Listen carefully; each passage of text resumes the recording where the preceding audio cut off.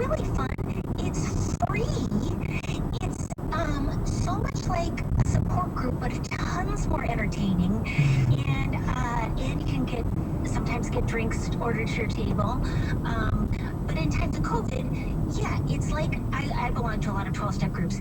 It's like a 12-step group, but with punchlines. Comedy. People are shouting out their perception of the universe to you. You know, you can be interested or not really interested, take a break, go to the bathroom, get a cup of coffee.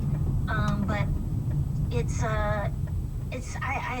such a beautiful art form for casting yourself in every role.